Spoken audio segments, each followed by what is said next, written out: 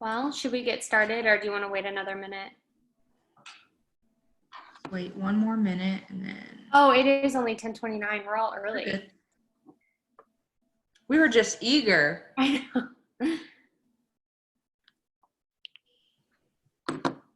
Thank you, Amanda, for putting this together. I know it's one that a lot of people have to be about.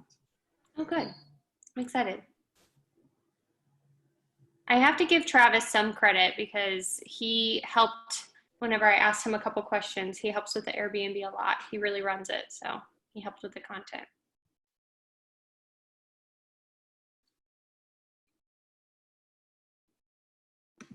All right, girl, you're up. Okay. All right. Well, hey, everybody, thank you so much for joining. And Rose, again, thank you for putting it on, and Elizabeth, the idea of it. So we're going to talk about kind of short-term rentals, specifically Airbnb. And so that's just a few slides that I have put together here that just talk high level with some tips, tricks, pros and cons of short-term rentals versus long-term rentals.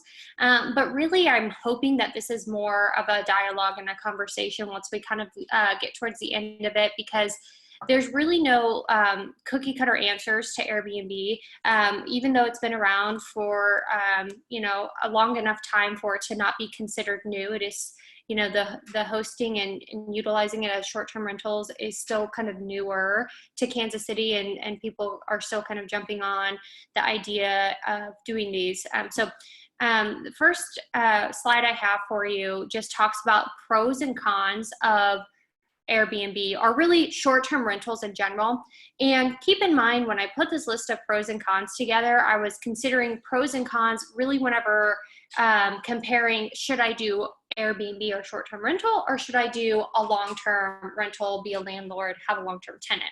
And so that's really kind of where these pros and cons came from. So the first one, we'll start out pros. Typically, you're going to have better tenants whenever you're working with a short-term rental or an Airbnb situation. And the reason for that is because your renters feel incentivized to take care of your space, right? Most of the time when you go to an Airbnb, you are doing it because you are on vacation or you want to get a little getaway. And so you're kind of looking for a space that makes you feel comfortable and cozy and at home, or has an experience for you. So you're not necessarily going into it thinking like, I can't wait to paint this wall and hang my pictures up and put shelves here. Where with a renter, a long-term tenant, the moment they walk in, they're like, oh yeah, I got to do some stuff to fix this place up. And that's not always ideal. I remember as a tenant myself, whenever I was a renter, I would put contact paper over all of the countertops. If I didn't like them, I would put so much decor on the walls. And so I know personally, tenants sometimes want to make themselves feel at home a little bit more. That's not always in your best interest. So, and I probably should have asked this too. I don't know if we want to just somebody speak up or use the chat feature. Assuming that everybody here has used an Airbnb or has booked one before, is there anybody who's never booked an Airbnb? Okay, so nobody on the chat has said anything. So when it comes to booking an Airbnb, you guys already kind of understand the process, and a lot of that should make sense. Another pro of being an Airbnb host versus a landlord of a long-term tenant would be the upside for more money potential. Now, I use the word potential because just because you are doing a short-term rental does not mean you will make more money than if you were doing a long-term tenant. It just means that you have an upside where you could make more money because the average dollar per night is going to be much higher than if you were renting to a tenant. So, where you can maybe get on average $125 on a weekend for your Airbnb pad, your renter is not going to really, even out whenever you do the math to $125 a night. So there's more potential, and I think that's probably one of the number one reasons people think about Airbnb. Another reason that people like Airbnb is because you have more control. You can be in your home more often. So if you need to do upkeep or repairs or projects, you can either block the calendar off to go in and work on, that bathroom that you wanted to fix it up, but maybe you're waiting to make a little bit of profit off of your Airbnb first, Whereas with a long-term tenant, you don't have that flexibility. Really, you want to try not to invade their space as much as possible. And even when you are going in, it's typically for a maintenance request, and you have to do it within 24 hours notice. They're not likely to just be like, yeah, come anytime and, you know, do upkeep and all of that, because it is their home. And so you do have more control on when you can be in the home, which is a huge benefit, especially if you're buying a place that you see long-term as something that you would keep as an asset, for your own personal portfolio. Maybe you want to move into it one day, or pass it on. It would probably be important for you to be able to get in more often. And then flexibility. This is a big one with Airbnb, and I think it's really kind of changed the way that we see travel or like timeshare, you know, those types of things. Because when it comes to an Airbnb, you can block off days if you would like to stay in your home or offer for your friends and family when they're coming to stay in your home. You can do that. Where with a long-term tenant, they're in it. You can't just be like, hey, can you guys get out for the weekend? I've got some friends that want to stay here. And so the flexibility. And then if you think about it on the flip side for yourself, let's say you wanted to get a lake house at the Lake of the Ozarks, but you know that you're only going to be using it seasonally. This could be a great way for that lake house to pay for itself, or even profit possibly. But then you can go and block off the weeks that you know that you want to be there, and you can utilize your space. It's not so definite. So what I mean by that is you could always try Airbnb out. And if it wasn't really the more money potential that you thought it would be, you could always go to a long-term tenant after trying it out for a few months. Whereas if you go long-term tenant, you're going to have one whole year where you're not going to be able to test out like what time of year is good for an Airbnb. And so you can always change. If you're like, all right, I don't like Airbnb, you can just go block the calendar off and get off of it and switch tomorrow. So those are some of the pros of a short-term rental or an Airbnb versus a long-term. And I keep saying Airbnb, but keep in mind when it comes to short-term rentals, there are many other options. There's VRBO, there's traveling nurses. There are lots of options on short-term rentals. Airbnb is just the most popular and well-known. Okay, so cons. Less certainty. So your income can be up and down just depending on the month. So in Kansas City, we personally, we expected February to just be a terrible month because us who live in Kansas City don't even want to be in Kansas City in February for the most part. This year was an anomaly because our lovely football team decided to, go to the Super Bowl. So that really helped out with the parade and all of that. But keeping in mind that you are going to have months where you're not going to make a whole lot. You might not even cover the mortgage that month. Hopefully you do, but you have to weigh that with the months where, your football team goes to the Super Bowl, or it's baseball season and we're not in lockdown and people are actually going to games. Those types of things where you're going to have ebbs and flows. Keeping in mind the summer months, especially in Kansas City, are going to be higher, and being very smart with how you use that income to make up for the slower months in the winter. So it is less certain. Your income can be very up and down depending on the month. There is less freedom in a way. Now, it's interesting because a lot of the reasons why people get into the Airbnb business is so that they can kind of take control of their finances on a more passive scale. It's not completely just plug and play, whereas a long-term tenant landlord, you really get the tenant in there for a year and you kind of just hope not to hear from them, or that there's really nothing that goes wrong within that 12 months. And you might get a few calls here and there, but you're not necessarily constantly having to take care of them. Whereas with Airbnb, you are going to be constantly getting messages, requests, people wanting to know if they can book your space. And so you are basically always answering questions on your phone. You're going to get messages. If you want to be a super host, you're going to want to reply within an hour. And really, a lot of hosts on Airbnb like to brag that they can get a response within 5 minutes. And if you've ever booked an Airbnb yourself, and I know because we're all real estate agents that we like to negotiate, so I'm just guessing that you guys are like me, and if you find a couple that you're like, okay, well, I find 5 Airbnbs I like, I'm going to send all of them a message and see if they're willing to negotiate with me. Not always, but sometimes, I'm sure. Being able to respond within a couple minutes is going to be really important, because if 3 out of those 5 responded within 5 minutes and the other 2 took an hour, you might not, they may have already booked somewhere else. So you do have to be very tentative to your phone. Some people opt to have a co-host help them with that so that they don't miss messages, and that's a really good thing to do if you are somebody who's not always able to answer your phone. The investment. So aside from buying the house, right? Because it's very rare that you would be able to run an Airbnb out of a rental property. I don't want to say it's unheard of. I also don't want to say that it's legal. So, you know, that is a, you know, landlord to tenant situation, but most of the time landlords are not okay with that. And so you're going to have to purchase the home, which is great because we're on real estate. And so aside from buying the home and having the closing costs and all of the costs to buy it, you will also need to furnish it. If you'd like for your Airbnb to do well, we would suggest furnishing it nicely. Now, I'm not saying that you can't get some of your furnishing off of the Facebook marketplace or find some deals here and there, but it is best to go, you know, go online, go to Wayfair, go to the place that you don't necessarily need to go to Restoration Hardware, but get some nice pieces that are new, that have never been used before, so that you're staying sanitary in most cases for some of the bigger furniture, and invest in the pieces that are going to look nice but aren't necessarily going to break the bank if somebody broke your futon, right? So there are some great options out there, and it is an investment to get it fully furnished depending on how big the place is. And then also once it's staged and furnished, you're definitely going to want to invest into professional photos. I actually just use the same photographer who I use to do my listing photos, and just kind of taught him the difference between listing photos and Airbnb photos, because there's a difference, and it worked out great. The other downside to Airbnb, and I joked around about this when people will ask, like, how are your Airbnbs doing?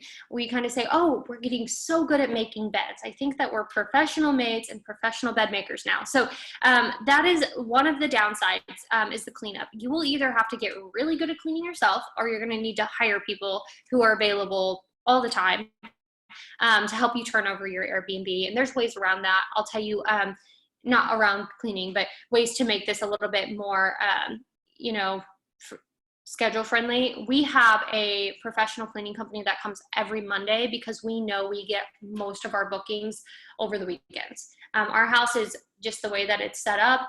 Most of our whole home bookings are Friday, Saturday, Sunday. So we have a cleaning company scheduled every single Monday to come and do the whole house deep clean.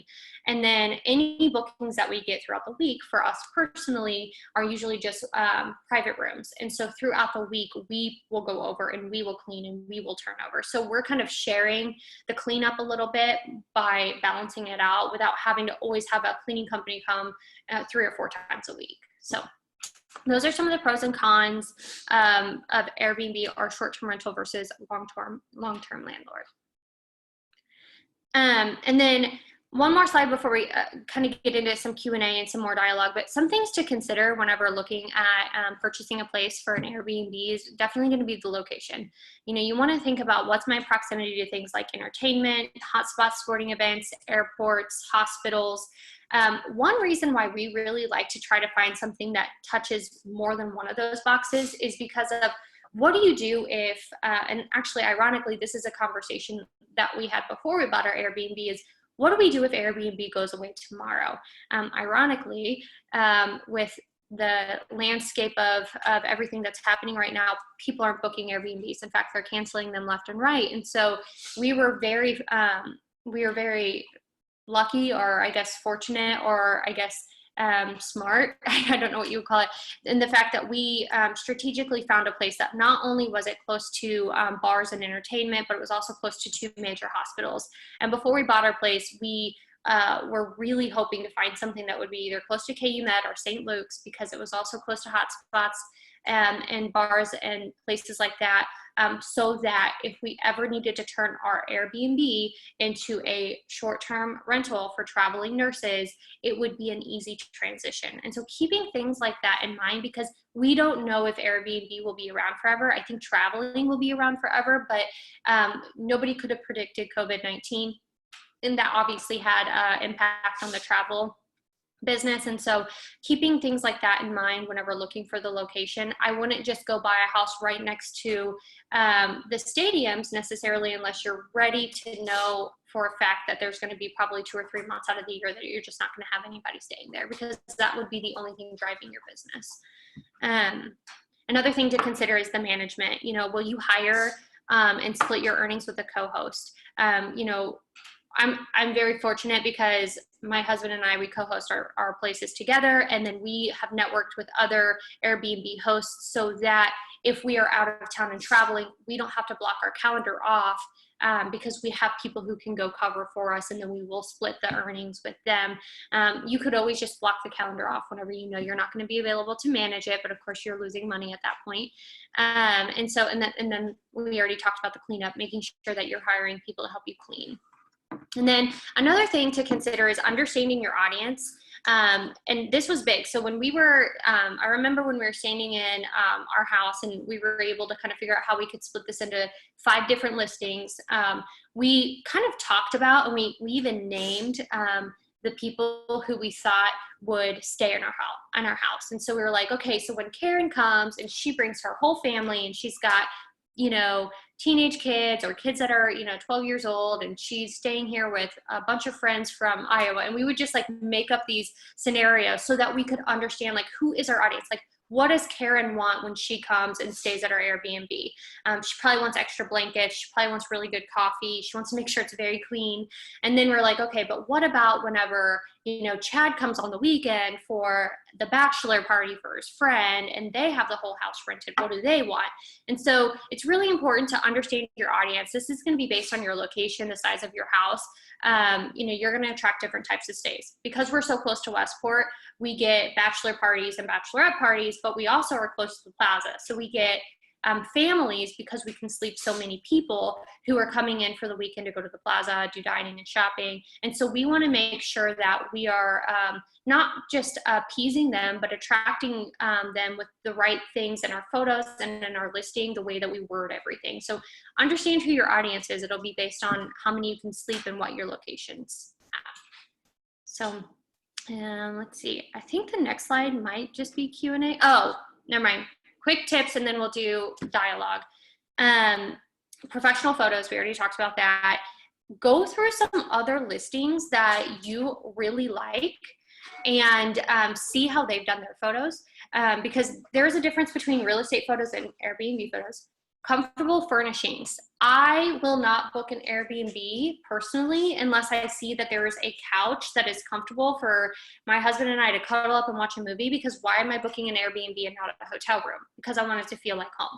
So don't just get like the tiny little, like, you know, fold up futon that you had in college, right? Like put a nice comfortable furnishing in there for the lounging, for the hanging out, because that's why people are booking you.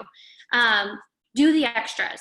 You know, I really don't think that a hairdryer, body wash, shampoo, and conditioner should be extra, but I've stayed in Airbnbs that they haven't had them, so I feel the need to educate people that those should belong in an Airbnb. But also do the snacks. You know, when people are traveling, they get hungry. Those things go a long way, because one thing that your Airbnb is completely going to live and die on is your reviews. And you want to have a 5-star reviewer as close to it as you can. That is how you get superhost status, and that is how you become visible and more attractive when people are shopping to look for Airbnbs in your area. So do the extra little things like snacks, extra blankets, bedding, steamer, have coffee and tea for people whenever they arrive. Sometimes I'll write notes, you know, if I know a little bit about their stay, I might write them a little note. If I know it's on New Year's Eve, we had a group of girls, so we left like a bottle of champagne for New Year's. You know, if we know it's a couple, we might leave chocolates. You know, just doing those little touches. Take the time to do that, because it will help your reviews. Also, it's just the right thing to do if you're going to get into any business that is hosting or hospitality. But it really can go far with your reviews. And then speaking of reviews, always reply to them. You might get a review that says, the location of this Airbnb was fantastic. We could walk to everything. There were a few quirks in the house that were unexpected, but nothing that made our stay bad. We loved the snacks when we walked in. So what that review says is there's 2 positives and 1 kind of not so great in the review. So what you want to do is you want to reply to that review and you want to say, Rose, thank you so much for staying at our Airbnb. We're so glad to hear that you love the location and the convenience of our house, because then that draws the attention away when if somebody else is reading that review of anything that could have been like there were quirks or whatever possible negative thing they could have said, and it really focuses on the positive. So reply to your reviews, check in with your guests during their stay. This goes so far. Again, think about whenever you've stayed at an Airbnb. My favorite Airbnb that we've stayed at, we travel to this particular area often, and anytime we're going there, I look to see if his Airbnb is available. He checked in with us. He made a reservation for us at a really hard to get to restaurant. He constantly was like, do you need anything? And not in a way that was bugging us, but in a way that made us feel like we were being hosted, which is what Airbnb is about. Keyless entry. If you could get a keyless entry to your Airbnb, it would make a world of difference. Capture their contact information and send them deals to book your place again in the future, or just market to them in general. It will go a long way if you can make a brand out of your Airbnb. And then leave little coupons or menus for local flavors. We are so close to Westport, so we have like the Westport booklet. We have the like Kansas City, Made in KC Scout Guide, I think is what it's called, in all of our places, because they don't know where they should go. And sometimes that little bit can just kind of help them make those decisions. We've all been hangry and not known what we should eat or where we should eat. So just kind of helping aid in that. But all right, so that was a mouthful. That was a lot. And if anybody has questions, we can go back to slides that you might have questions on, or just questions in general. I'm hoping that that was a lot of information, but it wasn't too much where you're overloaded, but I'm sure I didn't touch on everything. So what kind of questions do you guys have? I have a question on how you price your Airbnbs. Like, what is a good price? Is it based on size, location? Like, what are you, or how are you pricing your Airbnbs? Yeah, that's a great question. So some of that's preferential, to be honest with you. So in the beginning, I'll just kind of tell you from our experience. In the beginning, we kept our prices low because we wanted to have bookings so that we could get reviews. It was all about, in the beginning, just getting bookings so that we could get reviews. And so we priced low so that we could be competitive, because we knew that when somebody was looking at us versus somebody who had 100 reviews, we couldn't price the same price because it would go with other people. So we had to bring value in that. Now, once we started to get our reviews up and we started Superhost status, we decided for us, and this comes back down to think about who is your audience, and that we would rather have weekend bookings, because with the cleaning company coming on Mondays and us being busy throughout the week, we really just prefer having our whole home booked on the weekend. We can sleep 18 people. And so what we would do is we would price higher throughout the week, to be honest with you, because then if somebody did book it, it would make it worth it for us. We also utilize something called smart pricing at times on separate units, because within our home, we do have one listing that, within our home, we do have one listing that can sleep a lot of people, but then we have throughout the week where we can do private rooms that can just sleep a handful of people. And so the way that we price those is usually based off of smart pricing, so that we don't always have to be in control of, okay, what does the Kansas City market say we should price it at for this week or this weekend? So you can utilize that, but you know, you either want to outprice yourself or so that you're not getting booked unless it's worth it for you on certain days, or come in at a lower price so that you can get more bookings to get those reviews. I don't know if that answered your question or not.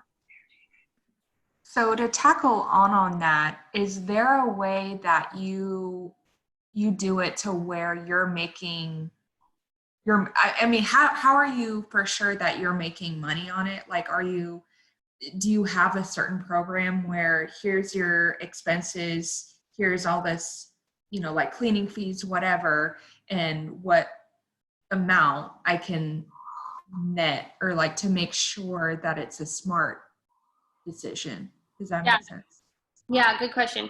So Airbnb actually has a calendar view that kind of shows you what your earnings are going to be each month, which is really nice because you can see how you're tracking. And another thing I wanted to mention, because I didn't before on your first question, is there's also a program out there called AirDNA, and it is a paid-for program. So I think it's $100 a year. Don't quote me on that.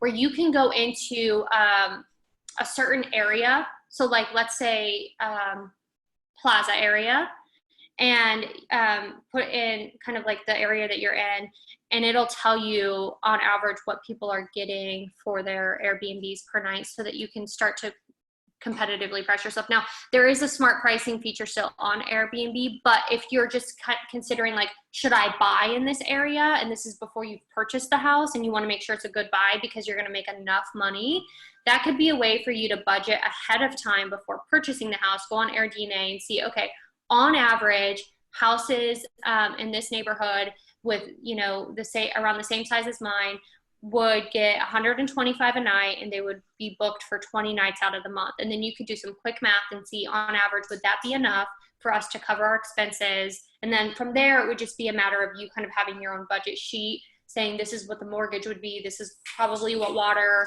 and KCP&L or Evergy would be. And then this is how much profit we would have. And considering taxes, and if you want to put any money into giving them little gifts and stuff, that would probably be the best way to do it ahead of time.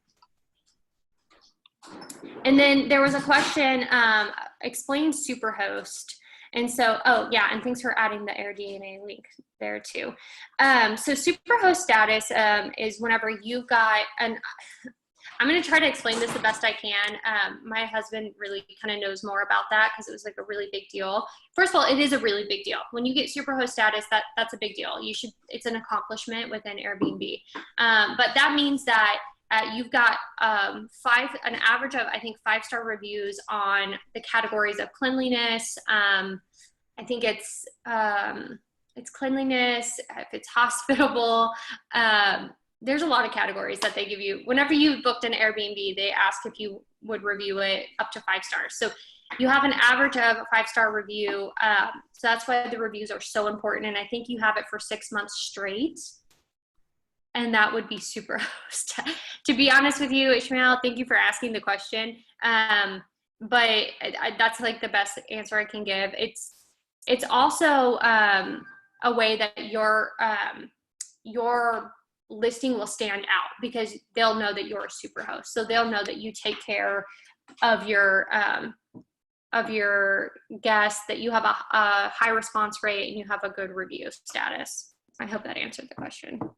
Yeah, well, I was asking for other people. So I have an Airbnb, we're a Superhost, and as you were saying, it's very beneficial because you get placed higher in the rankings when people are searching. So your idea of pricing low in the beginning to get your ratings up is similar to what we did. You do 10 reviews, you have to have an average of 4.8 stars, and no canceled reservations, I think, are the main things that you need to get that status. And then after that, then it helps you be able to reprice your listings. And I mean, we had Super Bowl 2 years ago, and we launched based on Super Bowl is going to make everything, and we were empty on Super Bowl because everybody had the same idea. Mm-hmm. But we also got Superhost status right around that time, and it just really took off. So it's really important to get that Superhost status. Yeah, absolutely. Yep. And that's whenever you can start pricing yourself a little bit higher too, because you bring more value. Are there any turnkey management companies or customer service, cleaning, chocolates, etc.? So the question is basically, are there any companies out there that will just basically kind of do the overall management? So almost like a property management company. The answer is yes. There are some out there. I can try to get a list of some of those companies and share that with Elizabeth if anybody's interested in knowing about those. But we also found it really beneficial to just ask other people we knew that were hosts, like how much work it takes. I think that if you're thinking about getting into an Airbnb business, and you're sure if you want to do all of that, like customer service, cleaning, little touches, etc. It might not be the business for you. And I'm not saying it's impossible, but a lot of people, unless you have the right person to manage it for you and the numbers make sense for you to do it, a lot of people like to have an Airbnb or a couple Airbnbs because they like the hosting of it. And that's what makes people want to book an Airbnb over a hotel. So I'm not saying it's impossible, but once you start getting multiple listings, you're probably going to want to look into a management company anyways. And so, but if you've just got a couple, it might be good for you to kind of learn how to do some of that stuff and just have the cleaning company and then eventually get into the management company. What is your strategy for amount of bedding, towels, etc.? Oh, and are there any statuses before Superhost? So the status is just, I really think it's just not a status, because there's just Superhost and then Airbnb Plus. Superhost is exactly the way that Ishmael described it. And then Airbnb Plus status means that somebody from Airbnb has actually come to your home, done their own professional photos, and deemed you worthy of Airbnb Plus. And everything else besides that is just normal. There isn't really a status for it. Amount of bedding, towels, etc. So when it comes to bedding, we just have a lot of throw blankets and a over the couches and as decor throughout, so that people have a lot of that. And then we put for our house, we have a linen closet that we put a little bit of extra bedding in, but we can sleep so many people. So when I say extra, I mean every bed, and if you have like mattresses for the floor, and if you have a day bed, and if you have a couch that turns into a bed, every single one of those needs to have its own quilt, and if possible, its own throw blanket. And then above and beyond that, I would suggest having a couple extra bedding sets in a linen closet. And then with towels, we like to say if there are 6 people staying for 2 nights, that we would like to have 1.5 towels per person, and then we put the extra towels in the linen closet. There's not really an art or a science to it, but making sure that people feel like they have more than one towel, especially if they're staying for more than one night, is a good touch, I think. So just kind of doing the math on that. And also we do a towel, a hand towel, and a bath towel. So the big, the medium, and the small. And we also invested into makeup towels because they're black and they don't ruin your white towels, which is huge because you will ruin a lot of towels if you don't offer makeup removing wipes or the black towels for makeup. And they say makeup on them. So That's a great tip. Do you have like 2 sets of everything then, Amanda? Or do you guys go in and like your house cleaners go in on Monday and start up a load of towels and a load of sheets, and you guys, or how do you manage like switching out? Do you have extras? yeah, good question. And again, our house is like sleeping so many people. So let me try to put it on like a smaller scale.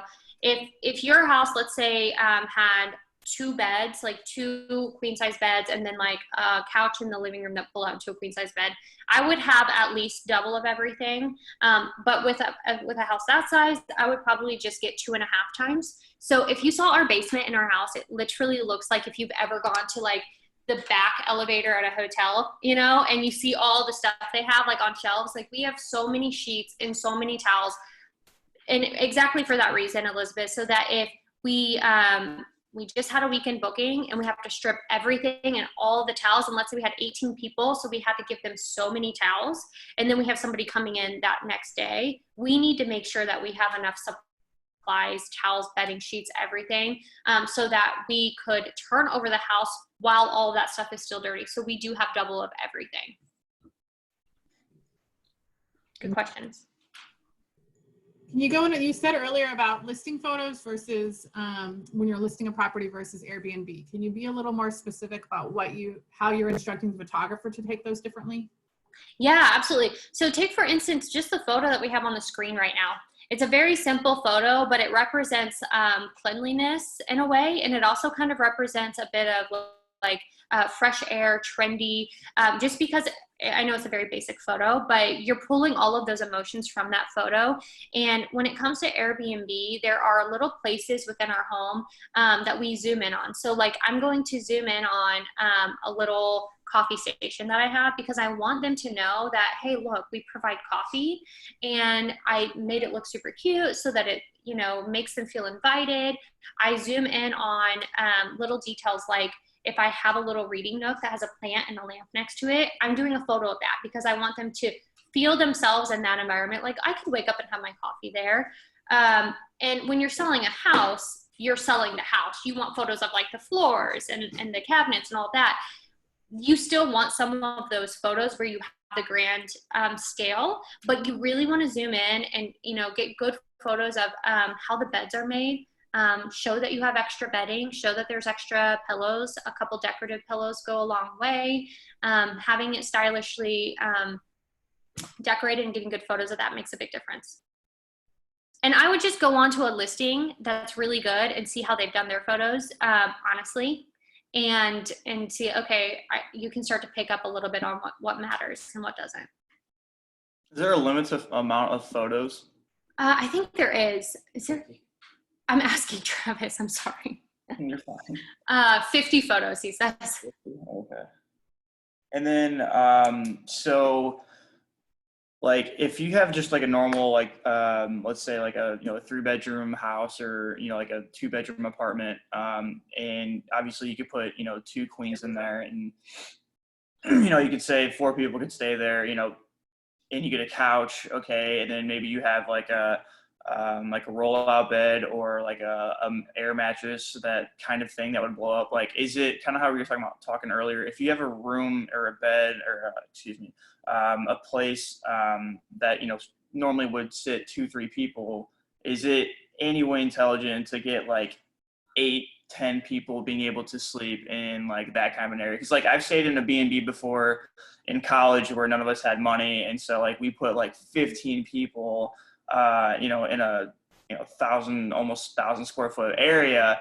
Rose, stop laughing. And then, you know, now, you know, we get to expand a little bit, but I've done on both sides. So like from your experience or whatever, like, is that beneficial to just cram beds in a place and be like, hey, look, we can market and we can have all these people, or what do you guys see? Yeah, it's a great question. So I'm not against it. And also, this kind of comes back to one of the things that I put on one of the slides, which was consider who is your audience based on your location and the type of house you have, right? You can. So what we do is we charge $25 per person for every person over 6 in our house, and that's because we kind of just know, like, that's a way that we can make more money, but also we want to be clear with how the sleeping arrangements are. And if they have a large party, we want them to kind of have that pause and be a little bit more aware of, like, okay, like, we're going to have a lot of people. What's the sleeping arrangement like? And on your listing, you can put, like, this has 2 bedrooms, but it's got a queen size bed in each bedroom, an air mattress in each bedroom, and it has a couch. And on your listing, it literally has like a little emoji for a couch, a little emoji for a queen size bed. And so it will be very clear. Now, again, think about who is your audience. Like, if I am appealing to, you know, Karen, who is, you know, 50, and she's got a couple kids who their whole family wants to come down and stay for the weekend by the plaza, I think she's going to get upset with me if she doesn't realize that, hey, the only way you're sleeping that many people is if you have air mattresses. So when you get inquiries, just make sure you explain that. And we do that. Like, we will take the time. If we have an inquiry and they're like, we're 18 people, we tell them, hey, just so you're aware, make sure you look at the sleeping arrangements, because 2 of the beds are futons and 2 of the beds are air mattresses. So just wanting to make sure they know about it ahead of time. But yeah, I mean, that's fine if it works for where you're at. If you have a place in Westport, do it. You're going to have lots of college guys who don't want to spend a lot of money that will do it. All right, thank you.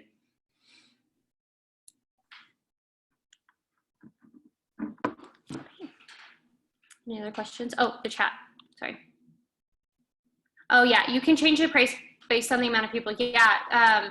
So you could just do a base price up to like 4 people, let's say, and then each person over 4, you could charge like $25 or whatever it is that you feel comfortable doing. Mm-hmm. What I've heard in the past, Amanda, that the cleanup on it sometimes is different and that you need to instruct cleaners the difference. Can you help describe, is the pricing different as well? Or what is that conversation like when you're setting up a relationship with, if you're getting assistance with cleaning? Yeah, great question. We went through a lot of cleaning companies. We were much more picky than we were. Like if you are somebody who has somebody clean your own home, there is a difference.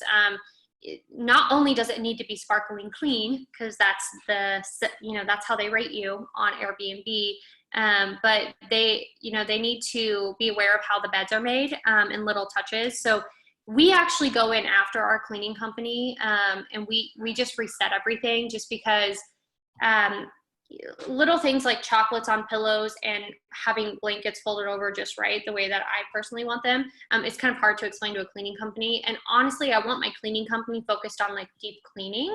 And so I think being willing to work with them a little bit on making sure that they know like what their tasks are. And then if you are willing to come in and do some of the little touches to make sure the decor looks good still too, that's what's worked for us.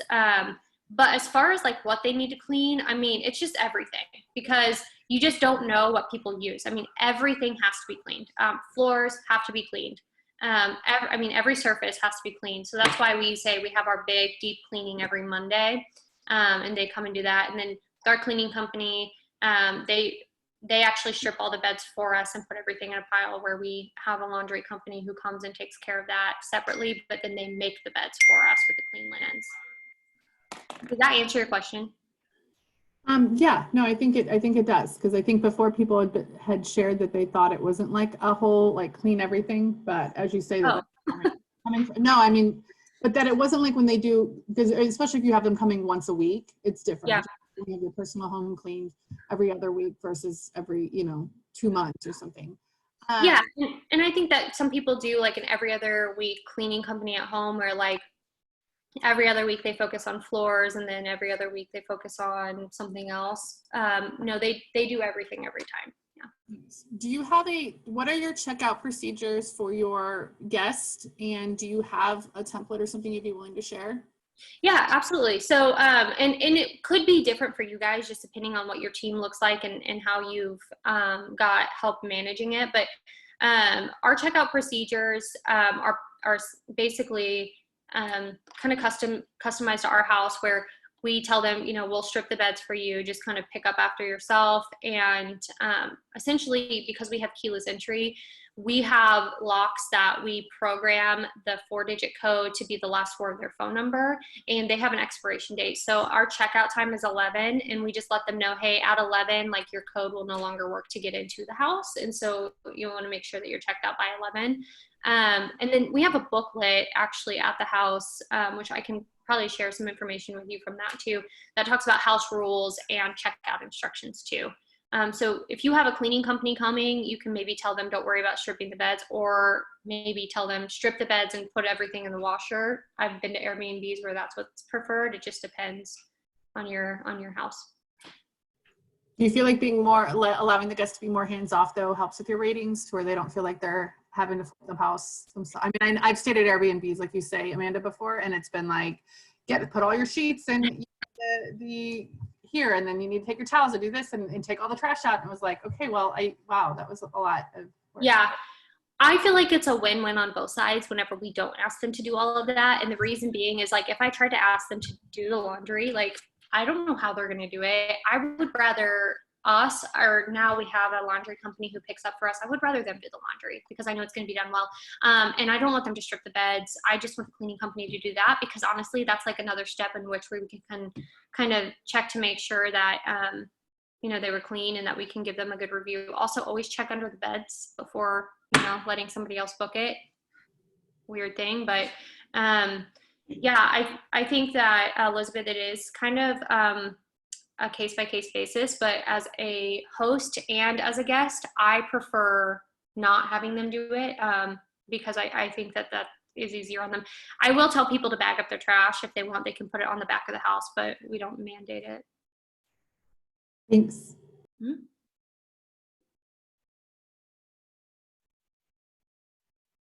Any other questions? I hope this was helpful. What has been the biggest, like, I would not do that again?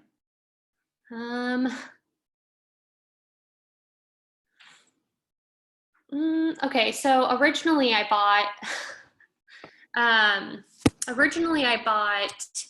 two white couches because I let my design You think take other over. people are like you, right? Yeah. And they looked fantastic, don't get me wrong.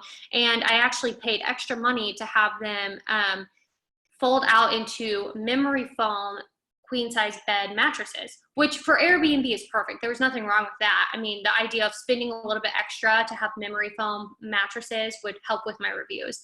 But we didn't end up keeping those over there because obviously they're white, and that was a terrible idea. And I don't even know why we thought we could do that. So we switched to a material that is easier to clean, and it's a darker color. And then, one thing that I wouldn't say like we did that and we would never do it again, but that we've already learned is like we did decorate like tastefully, but we did not break the bank on the decor. So like I had these plants that I got that were fake plants from Target. I think I got for $4, and like both are already broken. So people break stuff, Another thing is like I had a set of dishes that I don't know that I could ever find them again, and one of the bowls broke. So I was like, you know what? I'm gonna go buy bowls. I just get these latte bowls from Anthropology because every once in a while they go on sale and they're really not that expensive. And I know that they will always have them. So if ever one broke, I could just go grab another one versus having to replace the whole set. Yeah, I don't know. If I think of more, I'll let you know. It's a good question. Are there any challenges or anything between having like you feel like with it being a bigger home versus it being a smaller, like a 2-bedroom or, sleep 6? Yeah. And that has a lot to do with tolerance. And so we have to kind of get out of our minds about worrying about what people are doing there. You just can't. Like if you're going to be a landlord even, like you just can't worry about how people are living. But we, being a bigger house, have a lot, and being so close to Westport, we have a lot of 21st birthdays, bachelor parties. We one time saw somebody bringing a beer pong table into our dining room. And so we have to just kind of like let go of that anxiety, or just decide we're not going to tolerate it and lose out on that money that we could have been making. And so, there definitely is some of that, I think. That's good. That's good advice. I appreciate that. Yeah. And again, it kind of comes back down to like, don't get into the Airbnb business if you don't want to host people. And that was it. It was like, okay, we got to be okay with people bringing a beer pong table into the dining room because we're hosting them, we're making money on them staying. So.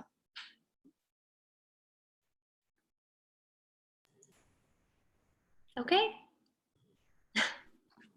All right. We're down to the 4 of us. So is there any other questions? Thank you so much. This was so good. Yeah.